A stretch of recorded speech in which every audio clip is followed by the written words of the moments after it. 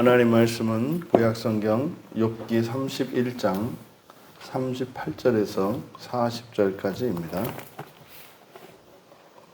우리 같이 한 목소리로 함께 읽겠습니다.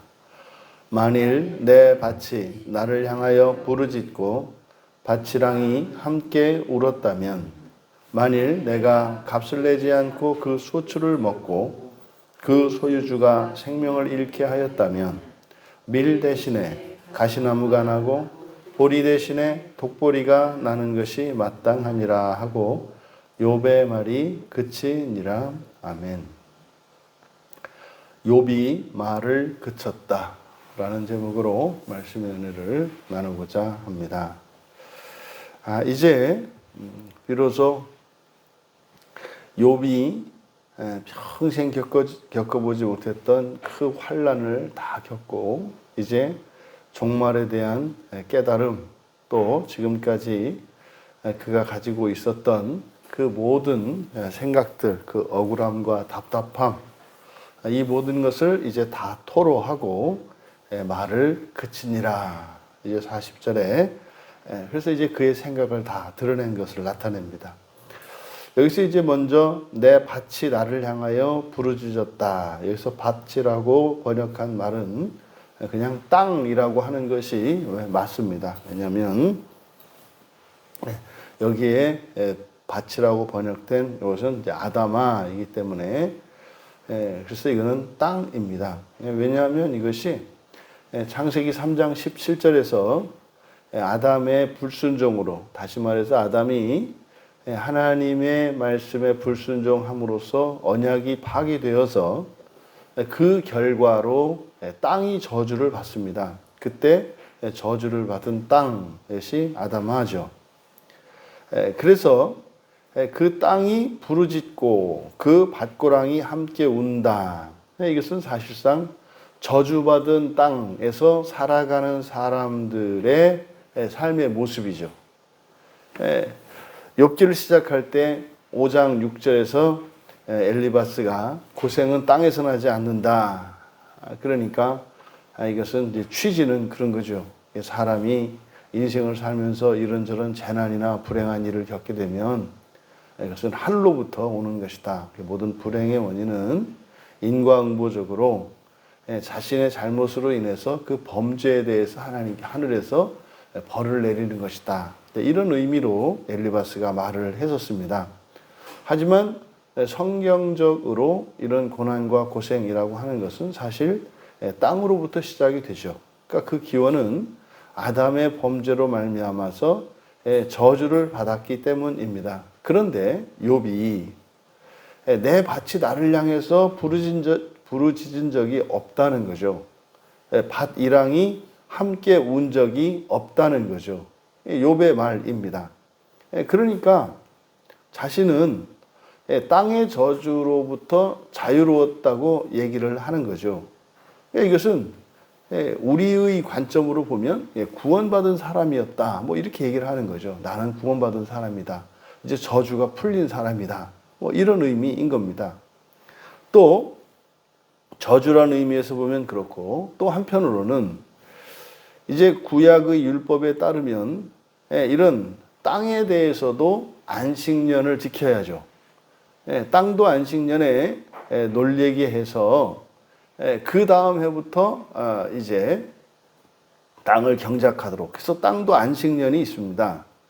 그러니까 땅의 안식년에 대한 그 구약의 율법의 관점에서 보면 욥이 땅을 계속 경작하지 않고 일정 기간마다 땅을 쉬게 해서 그렇게 안식년을 지켰다. 이것을 이제 율법에 의한 안식년이라기보다는 일반 원총적인 뭐 그런 의미로 보아야겠죠. 그러니까 땅이 욥을 향해서 이렇게 부르짖고 할 만큼, 다시 말해서 몇 년에 한 번씩 계속 경작하지 않고 땅을 쉬게 했다는 의미로 볼 수 있습니다. 근데 만약에 그렇게 했다면 또 39절에 또다시 만약에 값을 내지 않고 소출을 먹고 소유주가 생명을 잃게 했다면, 이것은 이제 자신이 부리는 소작인들이나 또는 품꾼들, 그리고 또 다른 땅의 소유주들, 그들에게 삭슬 온전히 지불했다는 의미가 되는 거죠. 그러니까 만약에 일을 하는 자기가 고용한 품꾼들에게도 삭슬을 줬고 또 이런 소작인들에게도 마땅히 그들과 계약을 맺었던 그것을 이행했다는 의미가 되는 겁니다. 또 뭐 생명을 잃지 않게 했다. 그러니까 이것은 이제 부당하게 착취하지 않은 것을 말하죠. 그러니까 줄 것을 다 주었고 부당하게 착취한 적이 없다라고 말을 한 겁니다. 만약에 그렇게 했더라면 밀 대신에 가시나무가 나고 보리 대신에 독보리가 나는 것이 마땅하다. 이거는 땅의 저주의 결과이지 않습니까? 땅이 저주를 받으면 창세기 3장 18절에서 열심히 땀 흘려서 씨를 뿌리고 애쓰고 수고했는데 가시덤불과 엉겅퀴를 내요. 우리가 죽어라고 일을 하고 어떤 일을 계획하고 열심히 쉬지 않고 일을 했는데 망해요. 이게 사실은 저주의 결과죠. 그러니까 자신에게 일어난 이러한 일들이 사실상 그게 저주일 수는 없다는 거죠.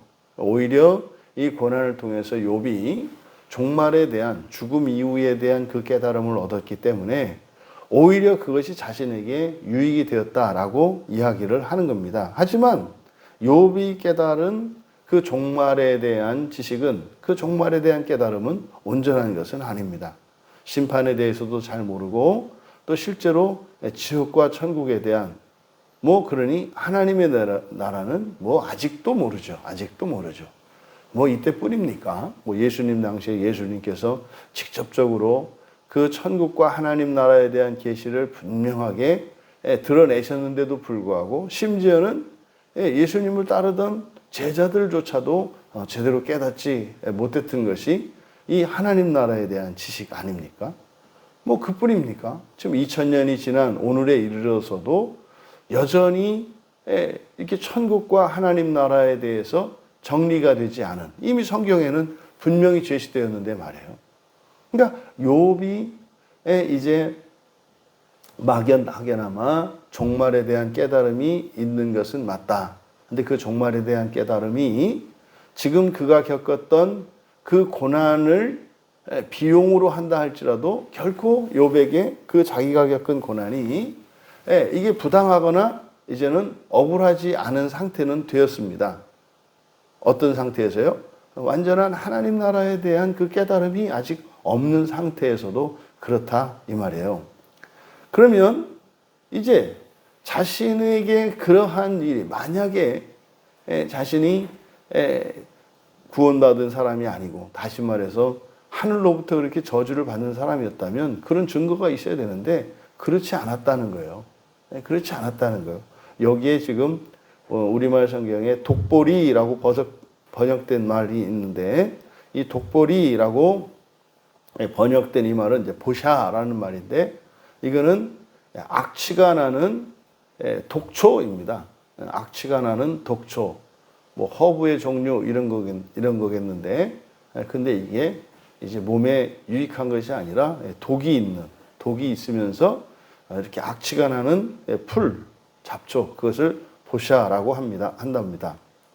그러니까 자신은 지금까지 열심히 일을 해서 이렇게 결과를 얻지 못한 이런 적이 없었고 자신은 분명히 하나님으로부터 복을 받았기 때문에 그렇게 많은 재산을 쌓을 수 있었고 또 일한 것에 대해서 대가를 충분한 보상을 얻었고 보람을 누리면서 살아왔다는 거죠.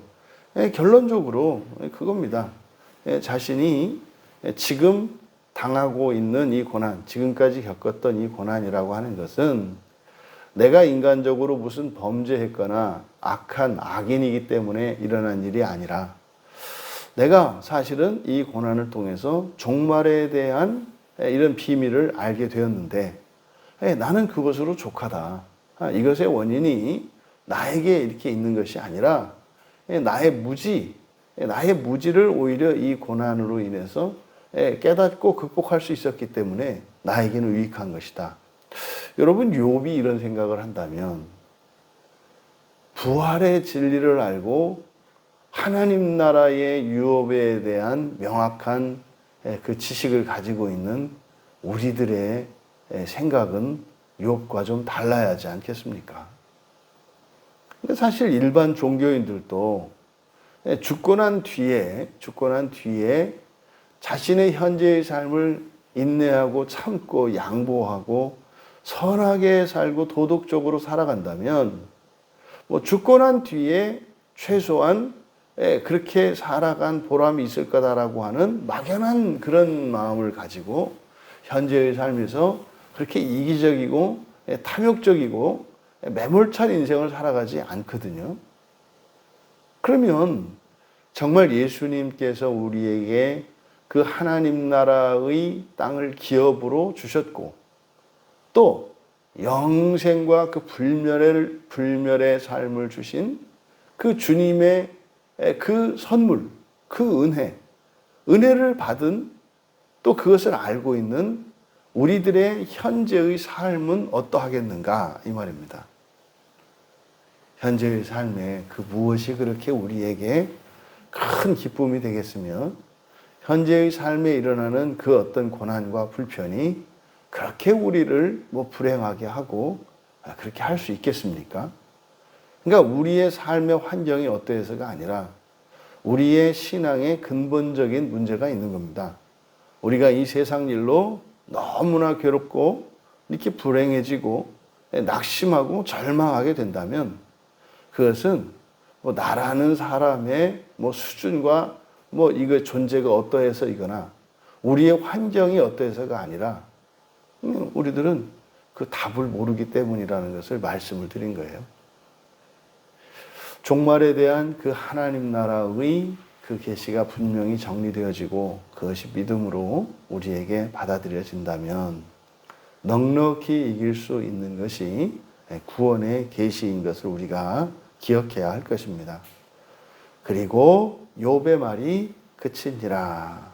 여기서 그치다라고 번역한 단어가 탐함이라는 뜻인데 이 탐함은 완성하다라는 뜻이에요. 그냥 그 일이 끝났다는 의미, 단지 중지나 종식을 의미하는 게 아니라 완성을 의미합니다. 그러니까 욥의 말이 그쳤다. 그러니까요. 말의 그침은 변증의 마침이요. 욥의 사고의 한계요. 신앙의 한계가 드러난 걸 말하죠. 이제는 더 할 말이 없는 거예요. 이제는 할 말 다 했고 할 수 있는 말도 다 한 거예요. 이제 또 정리도 웬만큼 됐어요. 친구들이 이렇게 하는 거에 대해서도 또 자신이 겪은 거에 대해서도 다 정리가 됐어요. 그러면 욥의 진술에 따르면 현재 말이 그치니라 이게 뭡니까? 잘 살았고 심지어 이 고난조차도 잘 이해하고 잘 넘겼다는 의미입니다. 이건 됐을까요? 정리가 됐을까요? 아니죠. 그 한계를 넘어서야죠. 이 땅에서의 삶을 잘 살고 마쳤으면 끝나는 것이 아니라 또 그의 한계를 넘어서야죠. 그러면은요, 이제 하늘에서의 삶을 준비하는 것이어야겠죠. 이제 뒤 이어지는 내용들은 그런 얘기가 되겠죠. 땅을 잘 살았던 욥이, 그거면 단 줄 알았던 욥이, 또 그것에 대해서 가지고 있었던 잘못된 인과론의 오류를 발견한 욥이, 이제는 종말론적으로 또 이 땅이 아니라 이제 하늘을 위해서 하나님 나라를 위해서 살아가야 할 것을 이제 가르쳐주는 내용들이 이제 뒤에 있겠죠. 여러분, 이제 욥의 말을 그치며 우리가 얻을 교훈들을 정리해 본다면 분명히 이 땅에서의 삶을 잘 살아내야 합니다. 잘 살아내야 합니다.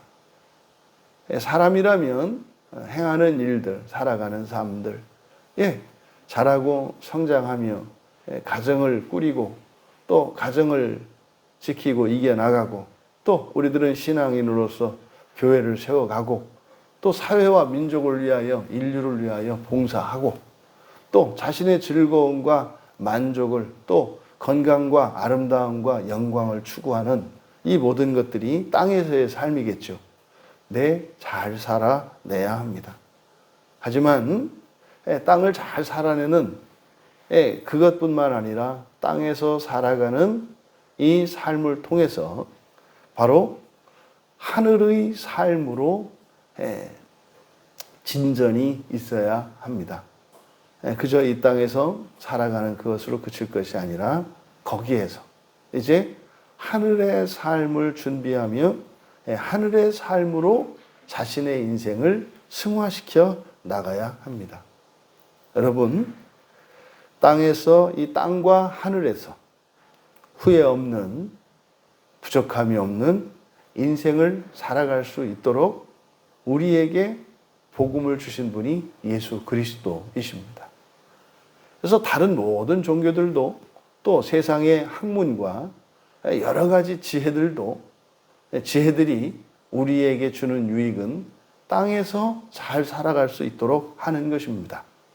그런데 예수 그리스도께서 우리에게 주신 이 부활의 복음은 하늘에서 잘 살게 함으로 또 하늘의 삶을 잘 준비하게 함으로 잘 살 수 없었던 땅에서의 삶도 잘 살게 하시는 것이 바로 그리스도께서 우리에게 주신 복음이고 그것을 기록해 놓은 것이 성경입니다.